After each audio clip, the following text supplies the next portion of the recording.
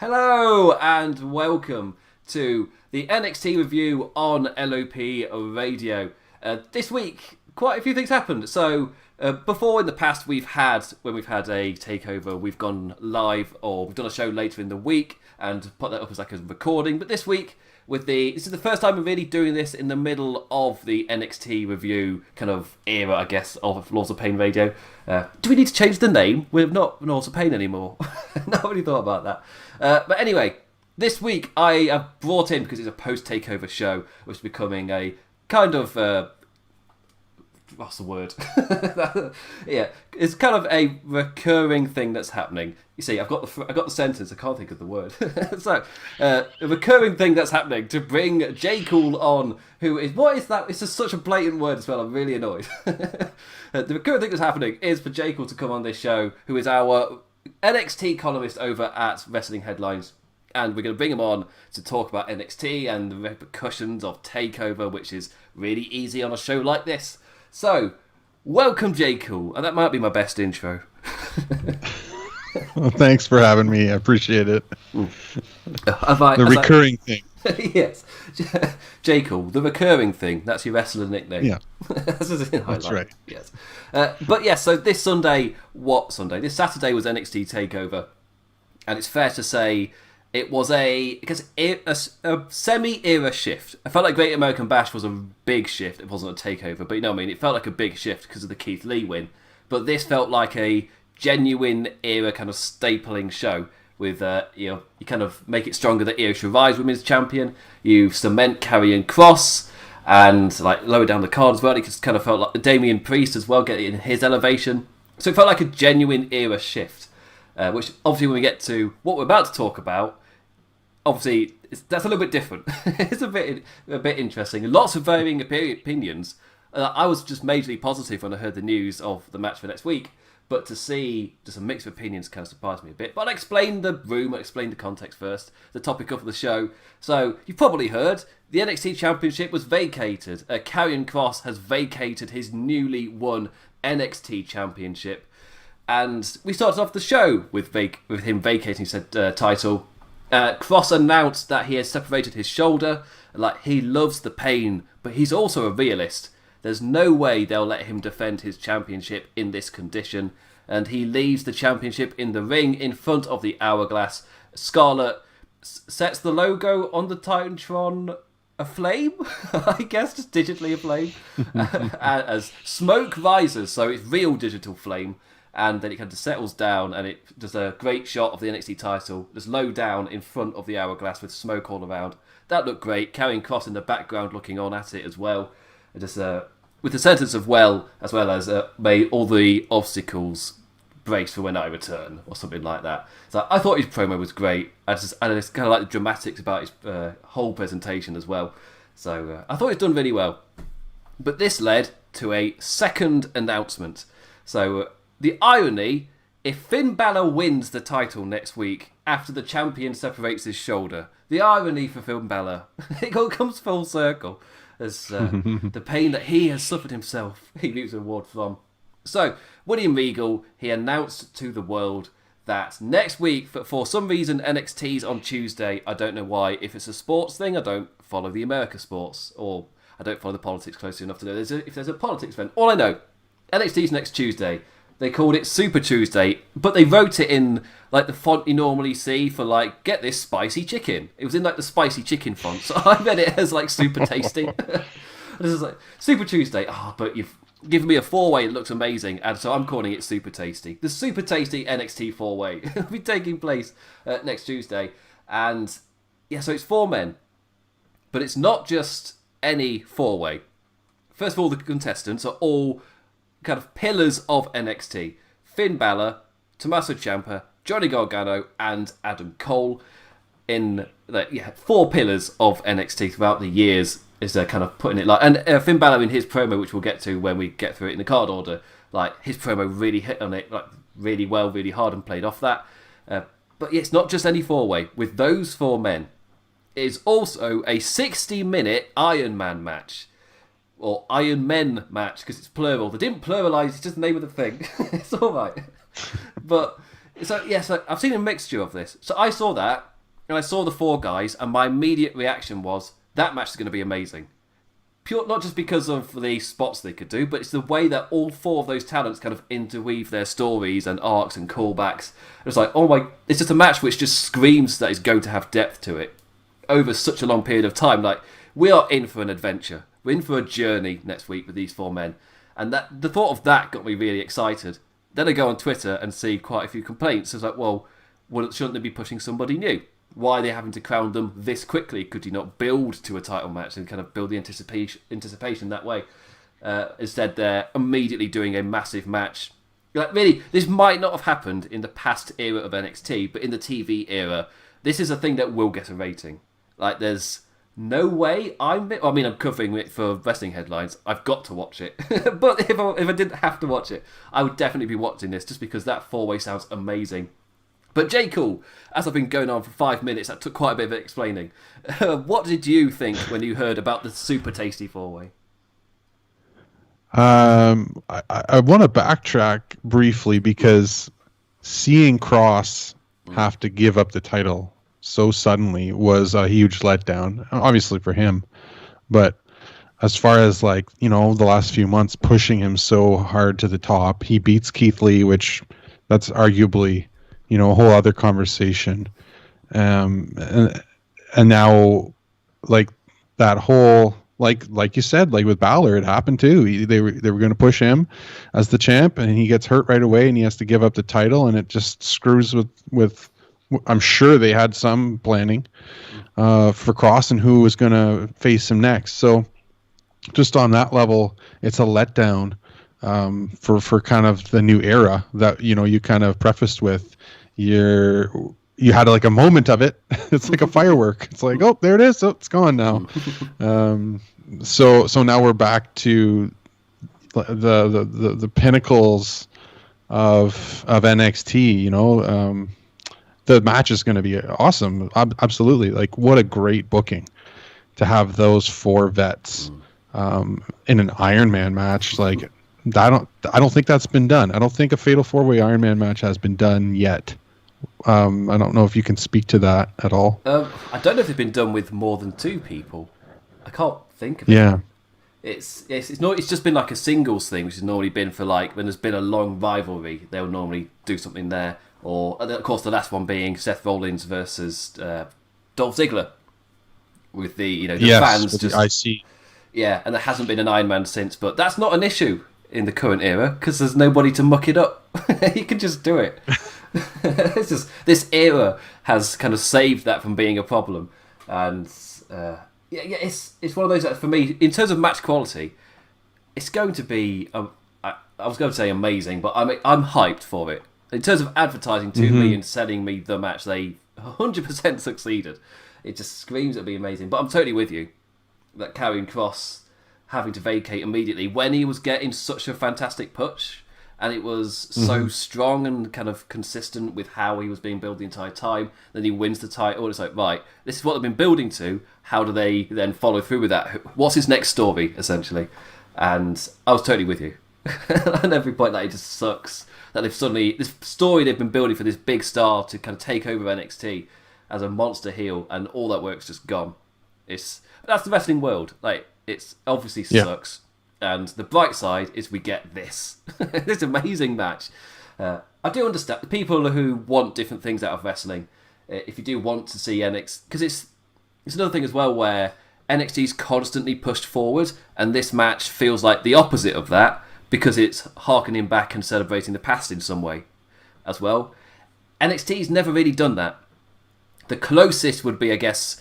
returning main roster stars like Kevin Owens at War Games or Charlotte to come back to have her feud, and same with Banks and Bayley. I guess that's the closest they've come to celebrating their past on their show with the wrestlers involved in things. But this 4-way, because it feels like, as I was saying, my main point was with Great American Bash and Takeover 30, they set up a new generation and followed through, and now we were in it. Then suddenly this injury happens. It's like, well, we've lost Keith Lee as well. We can't even do that. We've likely lost Dijakovic, as in he appears to be maybe, at least perhaps, in Retribution. Who knows if there's a plan for that stable. But he's not on NXT, is my point. And they've lost like everyone knew they'd pushed, so it kind of makes sense for now to figure out who do you push as the next guy. Just put it on like the trusted names just for a bit to build somebody back up. Because I feel like that's the one thing that's been missed in the kind of criticism of it, or just who would you put it on without. Of course, the other criticism is you don't have to do this match. Mine's if you are doing this match, kind of thing. Because again, all those big names, it's Karrion Kross, Keith Lee, Dijakovic, really. They're the three. Two are on the main roster and one's injured. They're gone now. Just imagine if three of the four of these guys all got injured at once. Like, that's pretty hindering as well. Yeah. Do you think it's an issue at all that the match is... Because that's been like the big criticism I've seen, that the match is so strong with names of the past rather than any names of the future. Yeah, I feel a little bit of that. Having, checked out some input from social media online and stuff. But I think where I would have liked to have seen and what they've done in the past is stretch it out a little bit. And I totally get that they want to have a big, match. They want to have a big rating quickly. And maybe that's the pressure of them having booked the Fatal 4-Way Iron Man match. But, think about when Aleister Black, a few summers ago, he gets attacked and he's hurt.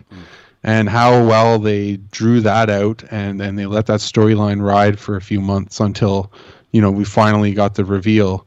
I'm not asking for, a 2-3 month thing because I just don't think it's realistic anymore. Not like it used to be, but certainly have a few weeks where they've got, maybe you still end up with Cole and Gargano and Ciampa and Balor in that match, but draw it out and have those guys, kind of coming out one or two a week and saying, NXT needs a strong leader for the brand. They need a veteran presence. They need a champion, and I am that champion, and I am the best champion that NXT has ever had, right? And then you get the other guy going, "Oh, wait a second, no.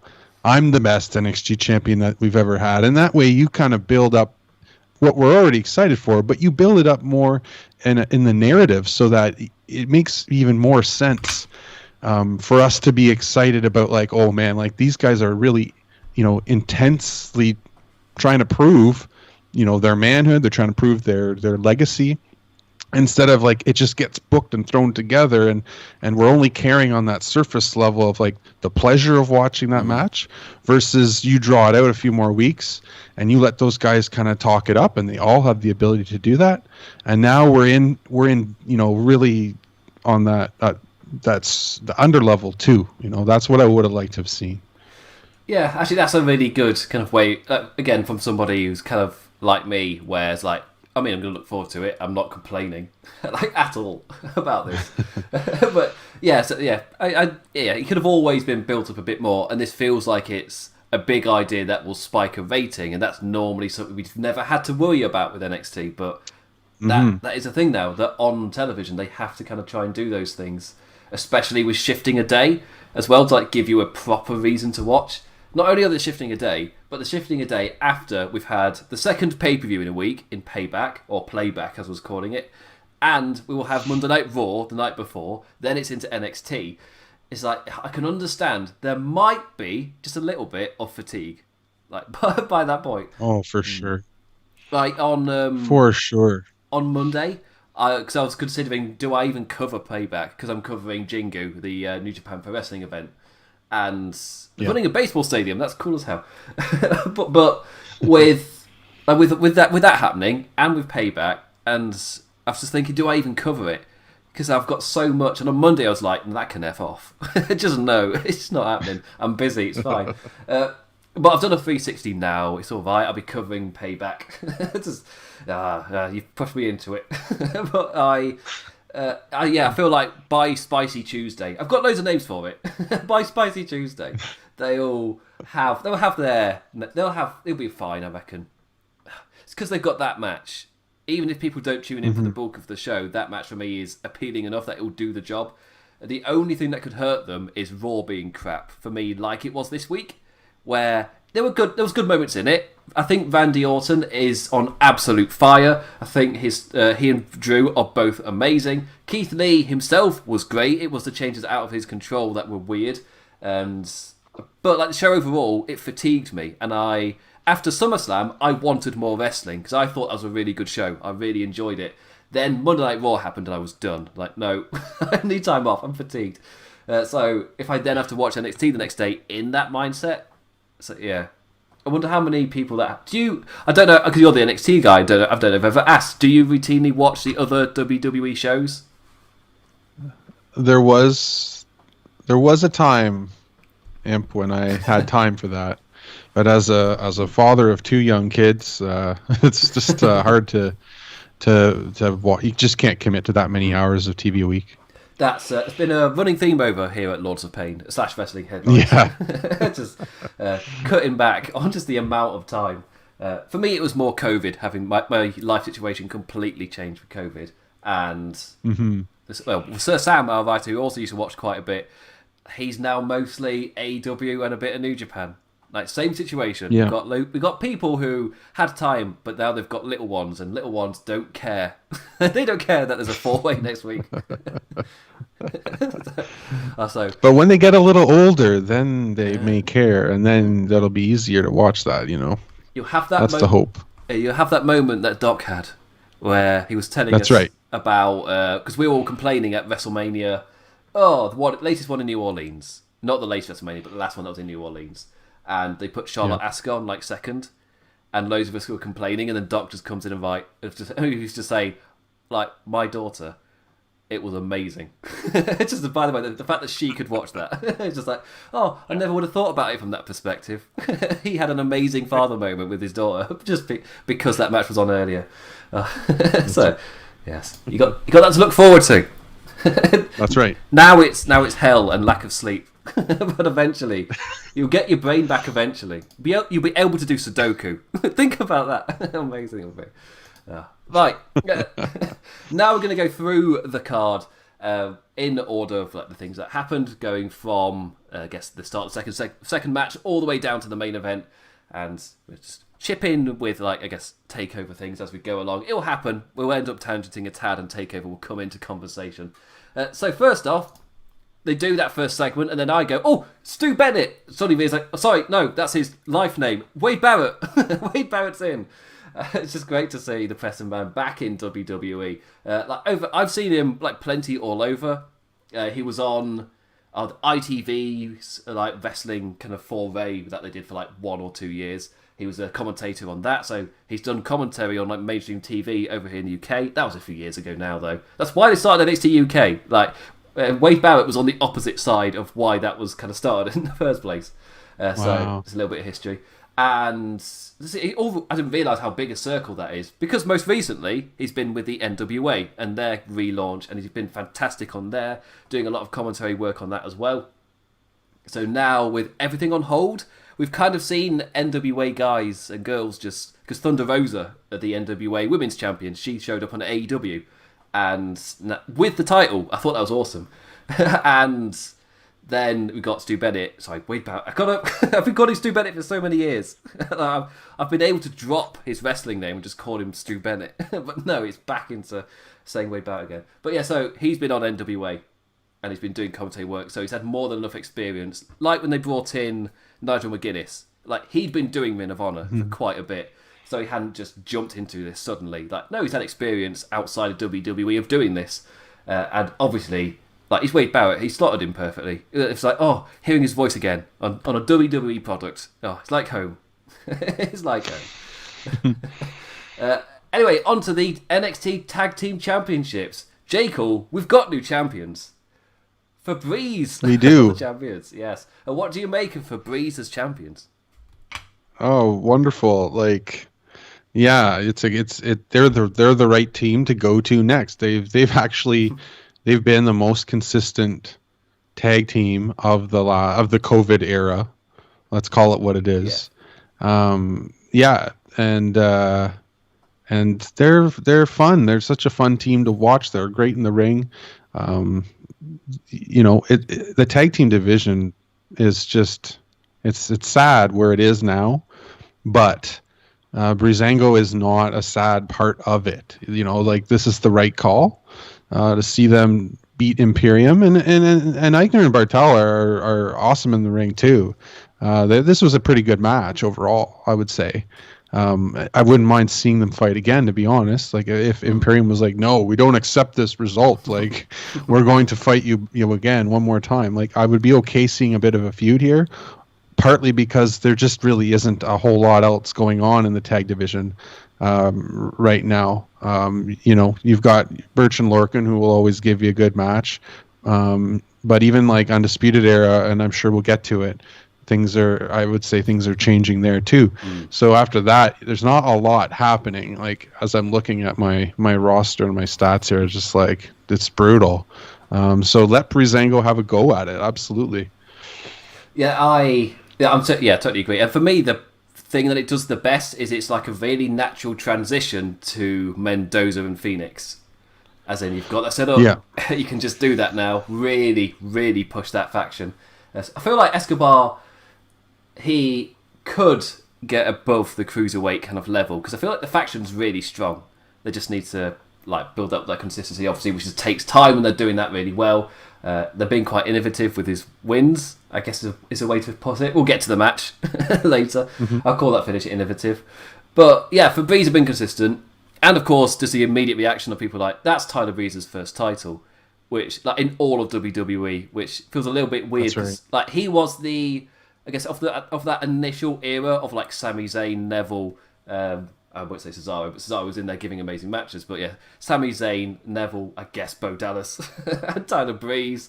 Like, he was of that like first era that it feels weird to say that he's the only one of those names that didn't win the NXT Championship, because he was as big. He was up there with them. Like, he generally was, and it was a huge deal. I remember it was a huge moment when he got called up. Like, they made it like a huge part of their NXT documentary that they did. And yes, wasn't it like their ending point was, after being here 3 or 4 years, he's finally getting his call up. It was like a big emotional moment. Like, it's happening.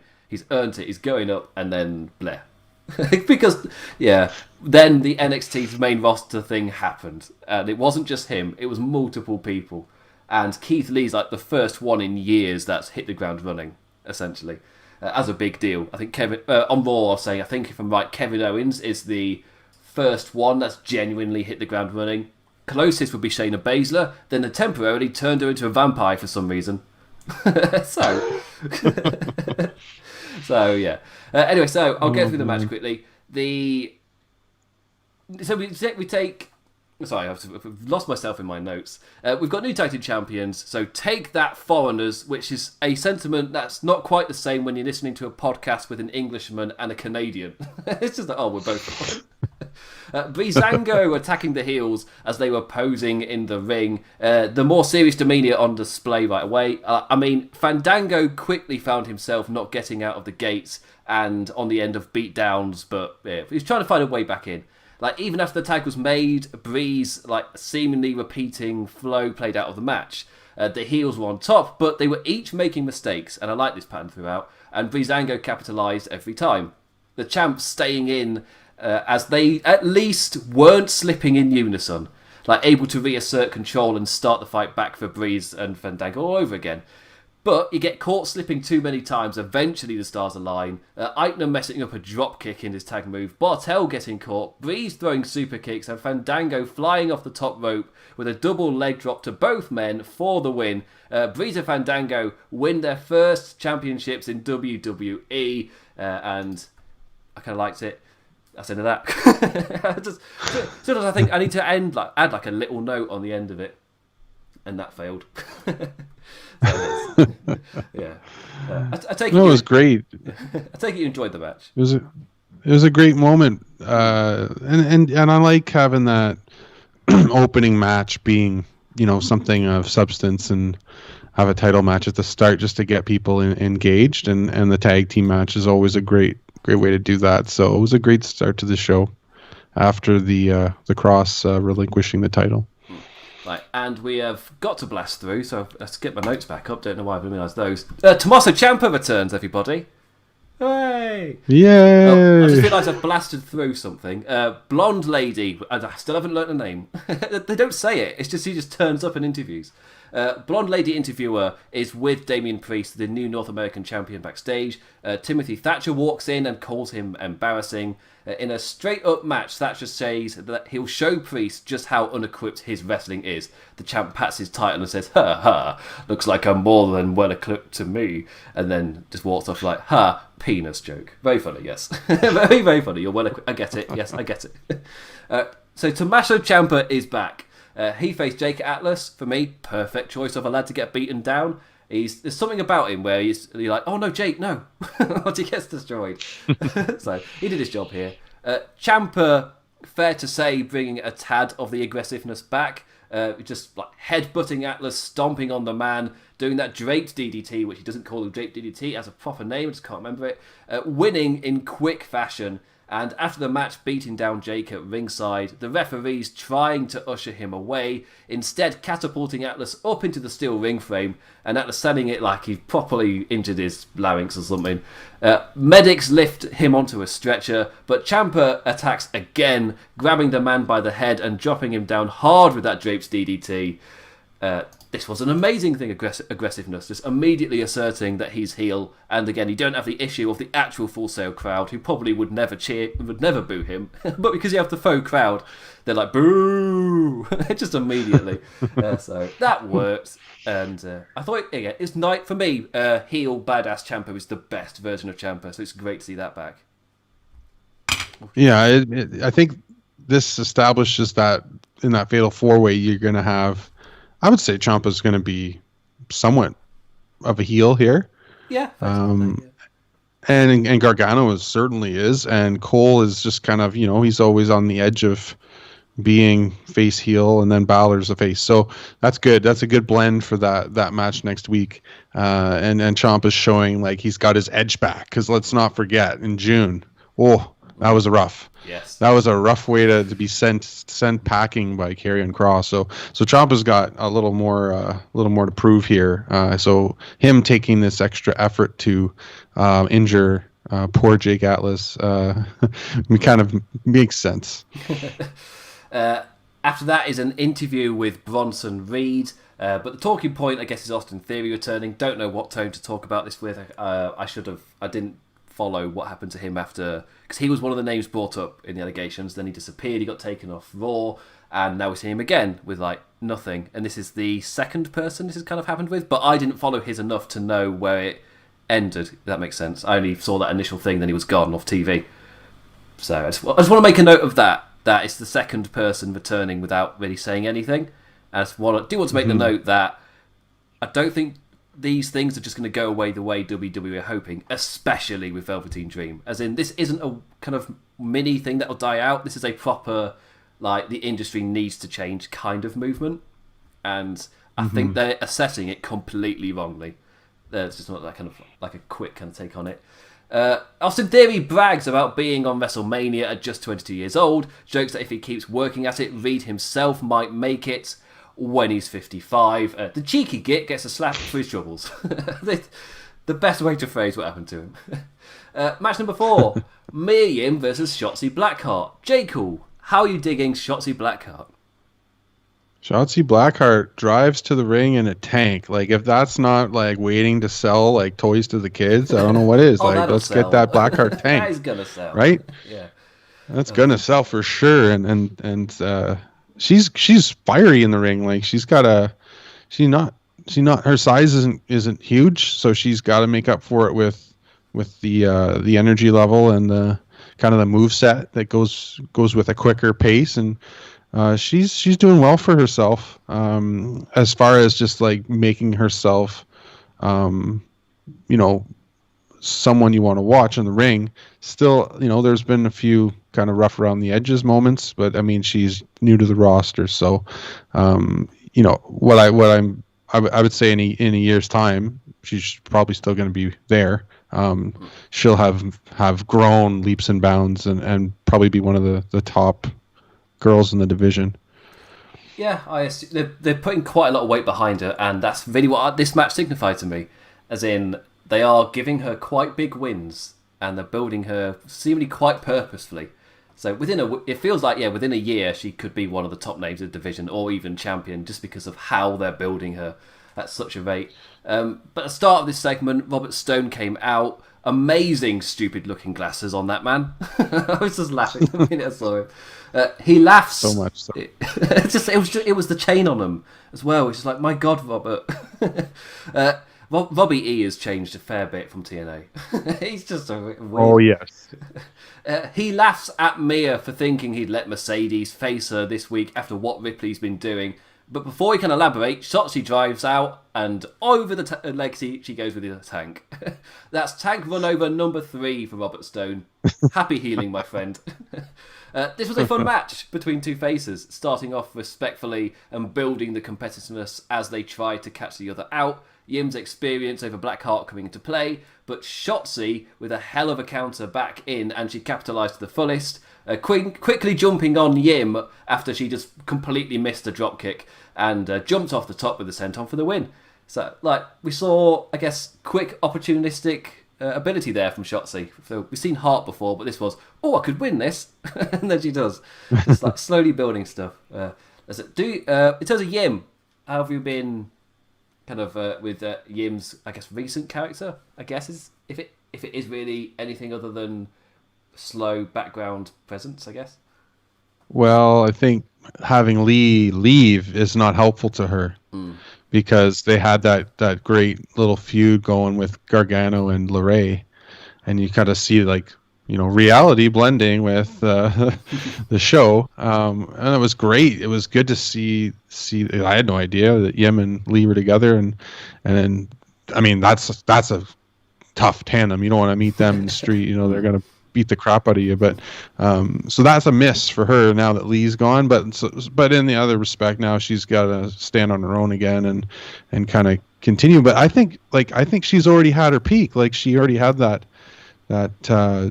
takeover match against Baszler, right? And now she's kind of back in the middle of things again, and she hasn't been winning very often. I don't know if she's going to be pushed for another run at the title. I don't see it happening with Shirai as the champ. So I'm a little worried for her, but good to see her get a good match like this on TV. Yeah, I feel like she's one of those where I don't really see a kind of place for her really in NXT. Maybe on the main roster, but if she goes up to the main roster, she'd need a proper program. Unless she's one of the many changing bodies in Retribution, unless she's that, then or she gets put into a tag team like they used to do. That used to be a great idea. Let's get these two people together, and then it debuted to the roster as a tag team, and they wrestle as a tag team for a long time. And then when the timing is right, okay, let's push these people, or let them stay as a tag team, right? Yeah, Team Kick, I guess the most recent in the women's division, and obviously Ciampa Gargano are an amazing example of that, just to its fullest. So that's a precedent for NXT, just to kind of do that. And I guess they've kind of got a set up with Shotzi in a way, where they're fighting the same battles. Kind of you can have them at least fight the battles together, then move on to the next thing, and see how that goes. Obviously, we've seen it work really well with Kai. I guess why not? If she's not doing anything, if she's not doing anything, she's not going to get called up. Why not? And exactly. It also comes from a place of obviously like her, think she's good, so it would suck if she gets lost just in the shuffle. So if she had something to chew on and actually do, which she did, and for all we know, a few weeks they'll find something. But it feels like they're building to other people, so she's kind of lost at the moment. See where other people land. See what happens after certain feuds. William Regal was next. He did his thing. Before we got to him, we got an interview with Dakota Kai. She says that the tag team match tonight will be a piece of cake. Io and Rhea aren't a team, and they're up against two people who are. She elaborated with a bit more creativeness than that, but that's what I got on my notes, so suck it. That's all you're getting. NXT Cruiserweight Championship. Nice to see this defended. Feels like it's been a while. Don't know if that's because of COVID more than reality. It feels like it's been a while. It would have been Escobar's win, wouldn't it? Yeah, it's been a while. So I'm not going crazy. It has been a while because they've been building up his stable ever since, because that's when it was kind of born. But anyway, so he's defending against Isaiah Swerve Scott. The champion sends his stable mates to the back. We'll see how much to trust that act. Like, as soon as it happened, I wrote that sentence. I was like, no, they're coming back. Certainly. Swerve trying to inject the pace from the get-go.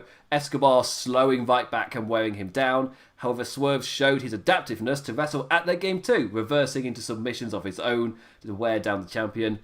Then when the match elevated, Escobar himself showed he could counter at Swerve's game. Going for a top rope head scissors, Scott found himself powerbombed down hard onto the mat. Like, both men showing that they could counter in the style the other men were trying to wrestle. It was like, oh, it's a little story thing, but I really liked that. I really like that detail in terms of building up of there's a reason these two are fighting each other over a championship.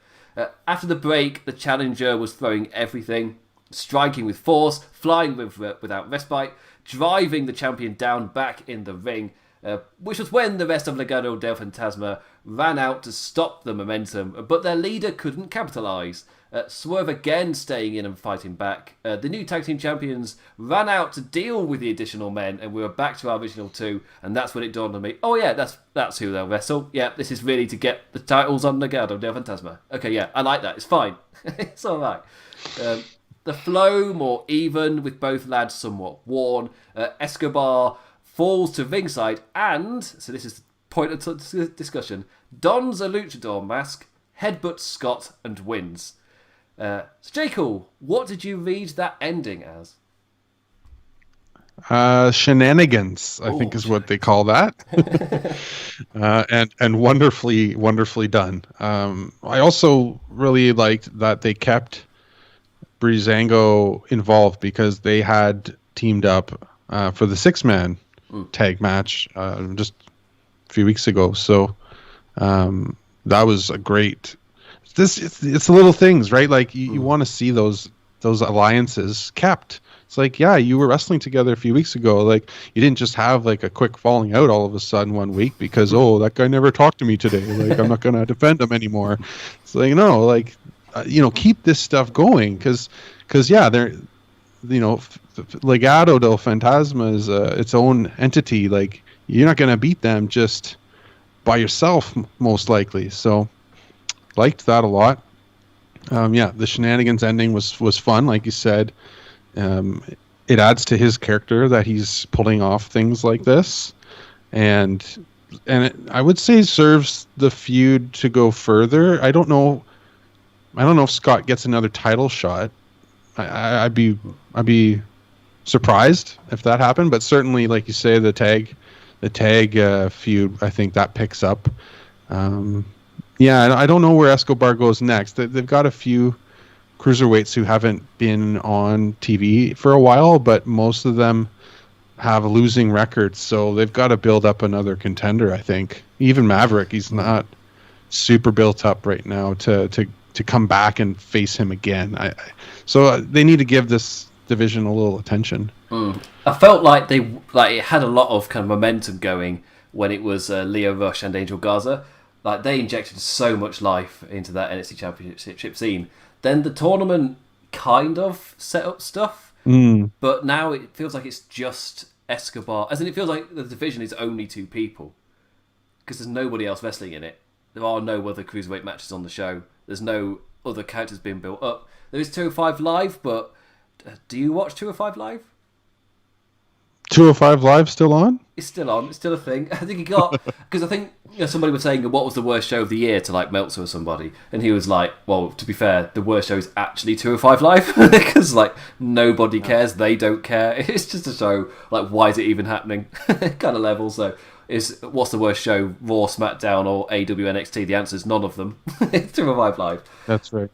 But that's like a case in point that, like, I don't know of any contenders for Escobar. And when he said this must be done with Swerve, I was just sitting here thinking, like, yeah, he must be done. And now there's like no division. Like, what division is he reigning over? I guess that sucks in a way, because I feel like he's good. I feel like the group's good. They just need more time. Even though Swerve's done, I feel like Breeze and Fandango are like obviously just starting, and this, for me, directly set up a tag team match for them to just straight up jump into. I don't know who challenged Escobar, though. That's a good point you raise. And one I can't answer. So, yeah. We'll have to watch for it. Yeah, see if we pick up any hints to know who on earth it could be. We got a Gargano promo building up next week's show. Then we got a Balor promo building up next week's show with a big match as well. Gargano sees as a golden opportunity in the building of NXT Kingdom. Balor says that he's going to prove he's not a cornerstone, he's the centerpiece. And next week, he's going to continue with appeasing the network, the advertisers, the people trolling on the internet. They're going to get what they want, Finn Balor as NXT champion. I like that character. He's like, I'm Finn Balor, I'm a bloody draw, mate. I like that character. He knows what he is. Yeah. And the penultimate match of the night, Kyle O'Reilly versus Drake Maverick.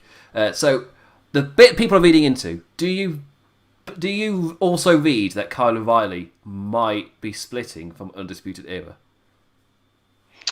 I didn't read into it that way. I read into it as, and very few factions in recent memory, I think, have pulled this off. I read into it as, okay, O'Reilly and Fish, awesome tag team.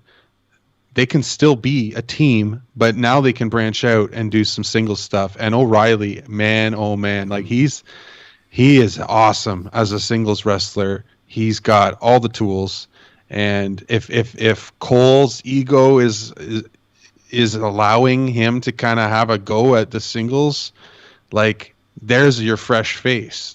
That's an easy move for NXT. If the Undisputed Era is going to stay in NXT, that's an easy move. Let's start getting him these little singles wins, and then let's just let him kind of take it because there's a lot of potential. We just haven't seen him in this kind of division yet, right? Yeah. For anybody who's watched him outside of WWE, or even just in his debut, before the Undisputed Era really was a thing, you saw how great he is. He's an amazing singles wrestler. But it obviously become a tag team guy, with Red Dragon, with Bobby Fish.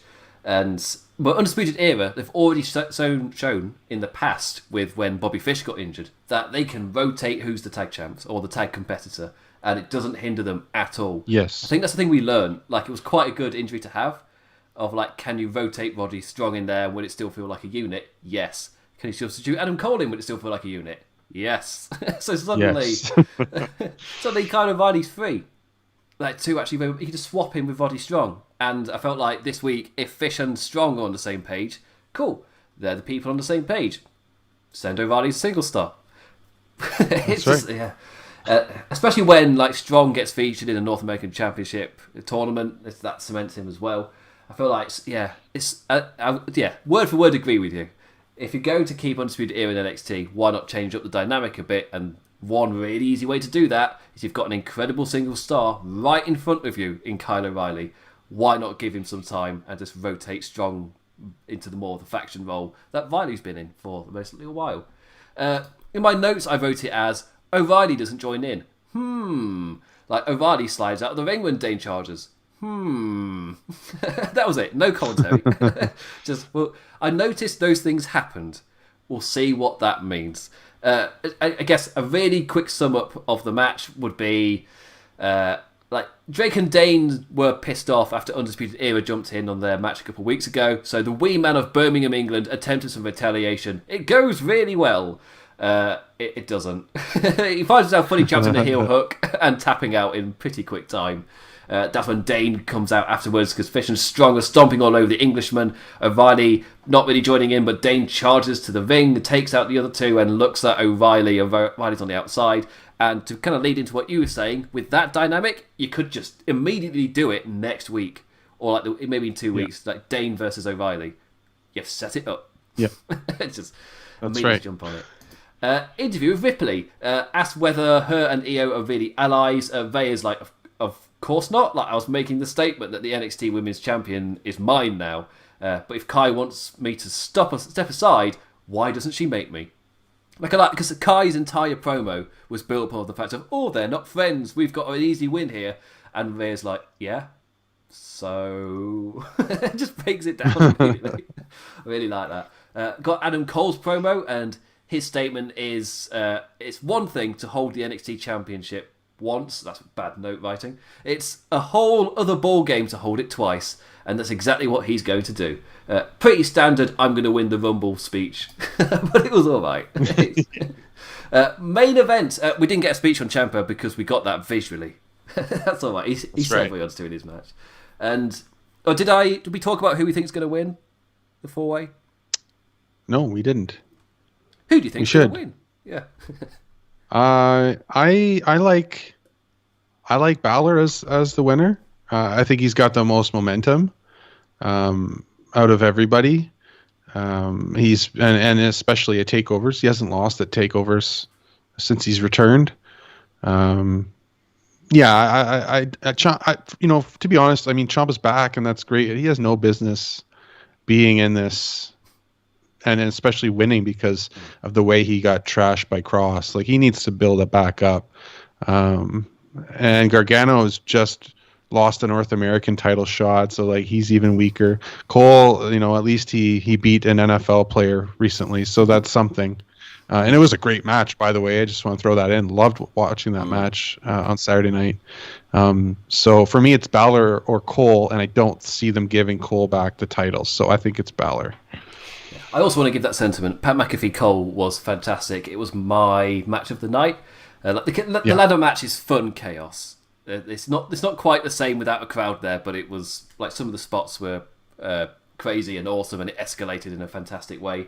All of the guys got big moments in. Cameron Grimes was the pin holding it all together. I loved Cameron Grimes in that match. It's a massive shout out to him. For me, that was his NXT arrival. He was fantastic. Yes, that's right. I'm inserting former NXT show names in as puns. Just to keep things rolling. So let's go to the main event, and we've done it. And as I was talking about before the show, like, how many segments does an NXT show have compared to Raw? We're ending on 8. How lovely. Didn't even make it to double figures. Oh, it's nice. And I included William Regal as one of the segments, just to kind of say how kind of smooth NXT is as a viewing. Even at 2 hours, it's still an easy watch, which is one of the worries when it went to 2. Like, would it flow that well? And the answer from day one's been yes. So it's been great to see. But the main event, it's not that much more. It's not that much more time. Sorry to jump in there. And the episodes on the network were 47, 50 minutes, sometimes maybe a little more. You're only gaining realistically like maybe 25 minutes, half an hour more with the commercials. So it's not too bad. Yes, but with commercials, actually, that completely changes how much time is actually being added. Like, when I tell people, I have to watch the 3-hour Raw show, because how long does that take you? About 2 hours. Because it's so many adverts. Yeah. And if you skip the replays and things, it's even closer to 2 hours. So it's not really a 3-hour show. It's all right as somebody who doesn't watch it live. If you're watching it live, I pity the fool. But like the Thunderdome people, well, they've got to... I think for those who sign up for SummerSlam, they have to be there for the pre-show as well, and just make sure they're there whilst they're setting things up. And I'm just like, I ain't watching no pre-show. Like, no.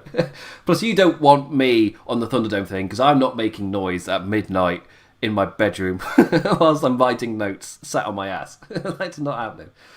Anyway, the main event, Io Shirai and Rhea Ripley versus Dakota Kai and Raquel Gonzalez. Do I even need to tell you that this was great? Because of course it was. It did everything it needed to, set up the next stages really well. Ripley and Shirai showing cohesion to start with, but Gonzalez and Kai work just that little bit better, just a little bit smoother. A crack that showed itself more over time. The champ and Aussie in increasing danger, but Mercedes Martinez running in secured the momentum for the heels. This week it was Martinez's turn for the run in, pulling Ripley off the apron, sending her first step. Something's happened. Your YouTube is not receiving enough video maintained smooth streaming. Okay, if anyone's experiencing an issue, do tell me. My preview's fine. I'll see what it looks like. Maybe my internet's just gone bleh. Anyway, so Martinez gets a run in on Ripley, pulls her off the apron, sends her face first onto the steps. Gonzalez was unable to pin Shirai. Ripley with a nice save, pushing the champ out of the way of a charging Kai just in time. But limping in, Ripley had no answer for Kai's diesel driving forward with a big boot. Kai and Gonzalez score the win. and Io lays by the ropes, looking pissed.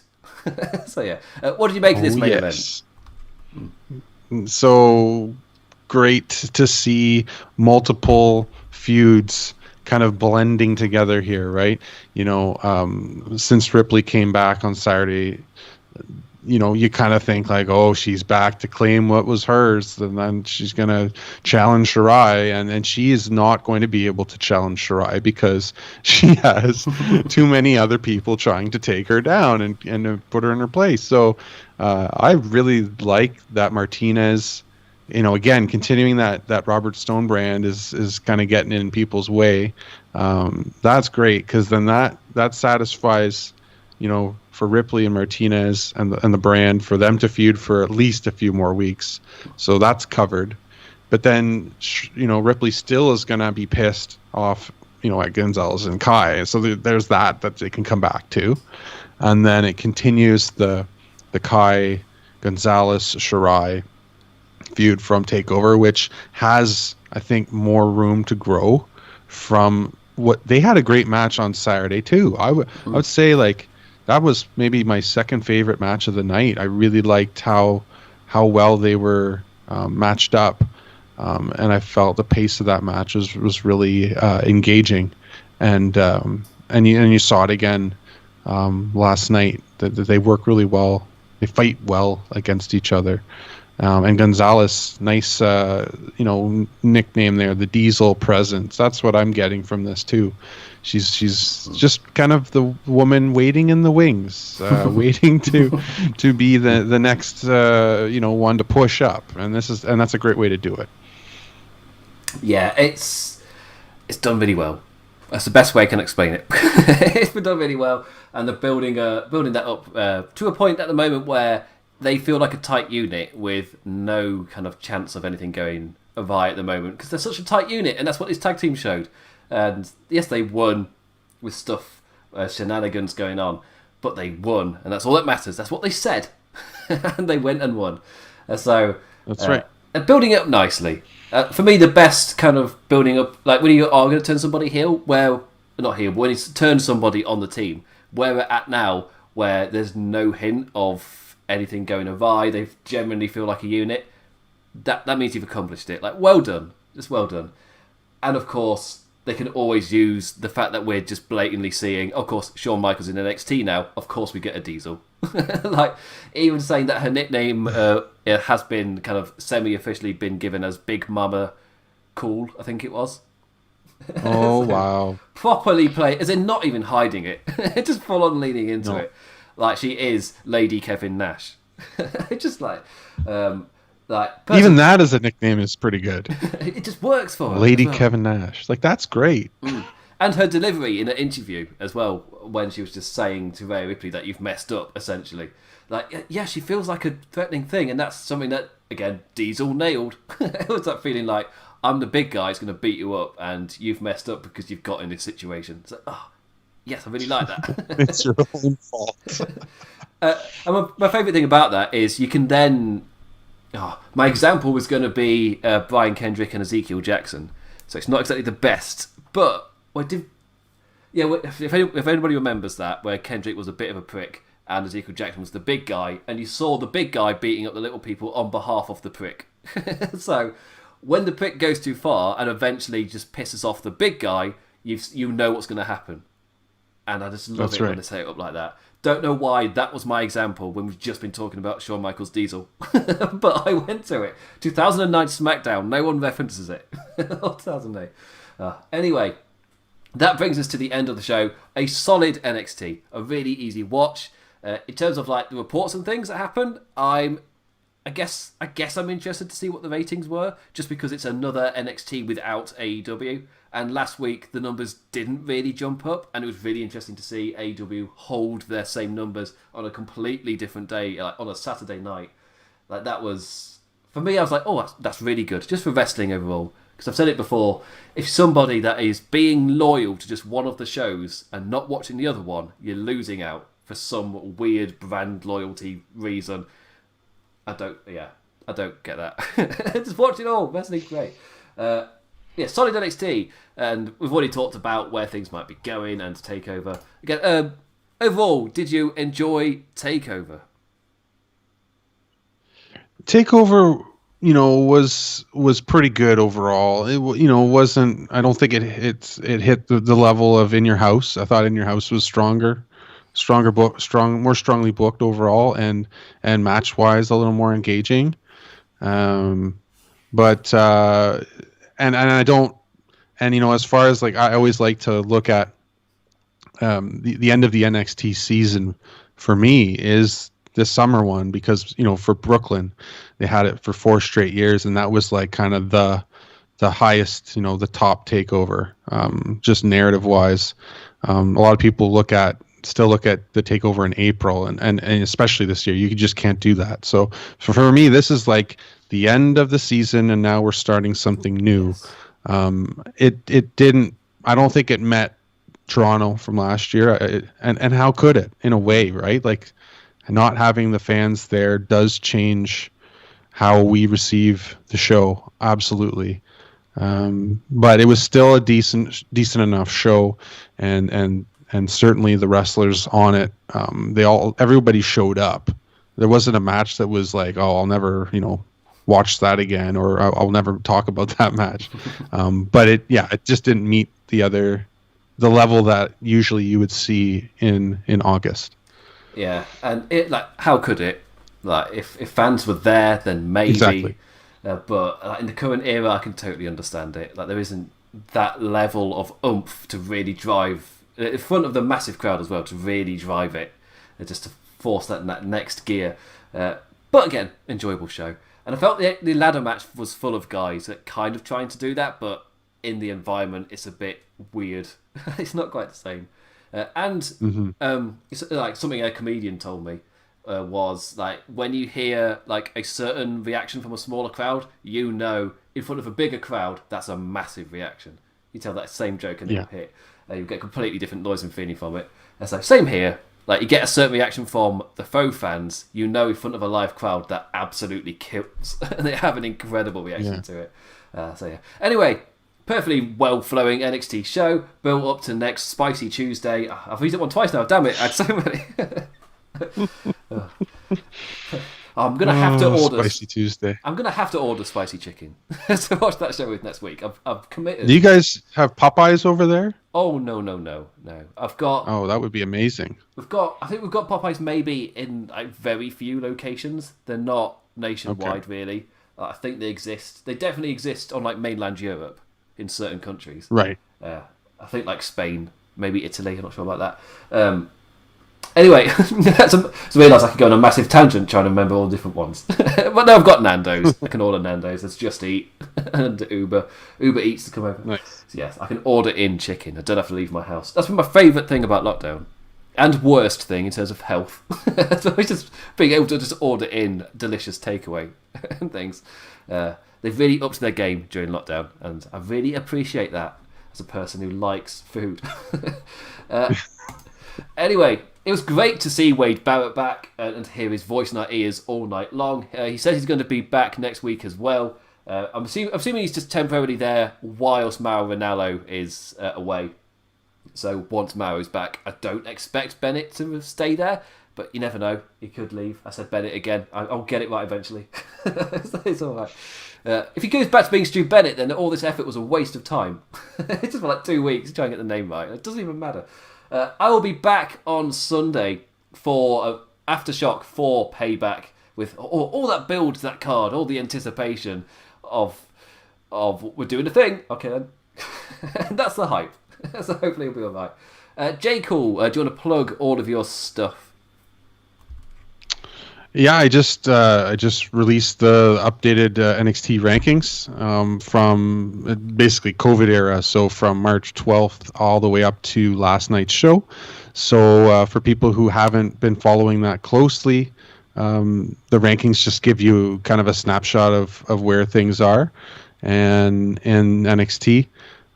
So there's that, and in the next few weeks there should be a definitive matches column that I'm putting out, and I've done some research on what WWE sees as NXT definitive matches, and then what do like kind of, fans, critics, writers of NXT think, and then I'm going to put that in, frame it with my own takes. So there'll be that to look forward to as well. All on WrestlingHeadlines.com, of course. And you can follow him at JCoolWH. He's changed it. I've not changed any of my stuff. I need to change your image and put the actual thing on it. Still says Laws of Pain on that. But yes, so JCool with a capital C as well. Got to remember to say that one. WH, that's if you're a podcast listener. If you're a YouTube watcher, it's been under the second box the entire show. So hopefully you can read. It's in the description as well. If you want to... A quick, easy click link, I think I put it in the description. This is a really bad time for me to realise I didn't.